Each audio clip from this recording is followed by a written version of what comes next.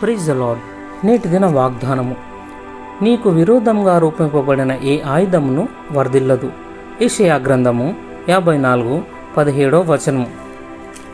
అవును, ఇది పరమ సత్యం. దేవుని సైనికులపై శత్రువుల యొక్క ఆయుధాలేవి పనిచేయవు. ఎందుకంటే మనము శక్తివంతమైన ఆత్మీయ ఆయుధాలతో సిద్ధపరచబడి ఉన్నాం. ప్రార్థన శత్రువుకు శక్తివంతమైన ఆయుధం. మోషే ఈ ఆయుధం ఉపయోగించి దేవుని శత్రువుపై విజయం పొందాడు.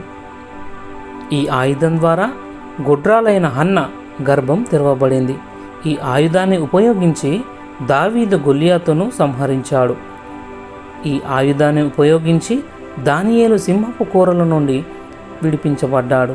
ఈ ఆయుధాన్ని ఉపయోగించి ఎస్తేరు శత్రువైన హామాను కబంధ హస్తాల నుండి దేవుని ప్రజలను విడిపించింది.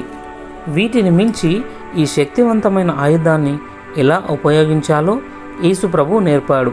అయితే శత్రువును ఎదిరించుటకు ఈ శక్తివంతమైన ప్రార్థన ఆయుధం నీవు ఉపయోగిస్తున్నావా?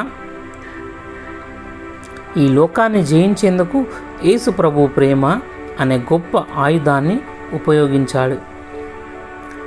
దేవుని బిడ్డ, దేవుడు తన కృపలో నీకిచ్చిన శక్తివంతమైన ఆయుధాలను ఉపయోగించి శత్రువును నీ కాళ్ళ క్రింద అణచి జయ జీవితాన్ని జీవించాలి. ప్రార్థన. ప్రియమైన తండ్రి, శత్రువును ఎదుర్కొనుటకు విశ్వాసము, ప్రేమ, స్తుతి, ప్రార్థన అనే శక్తివంతమైన ఆయుధాలు ఉపయోగించుటకు సహాయం చేయము. అవును తండ్రి, దావీదుతో పాటు నేను కూడా నీ యందు విశ్వాసం ఉంచుచున్నాను. నీ కృప నాకు దయచేయమని యేసు ప్రభుని నామములో ప్రార్థిస్తున్నాను. ఆమెన్.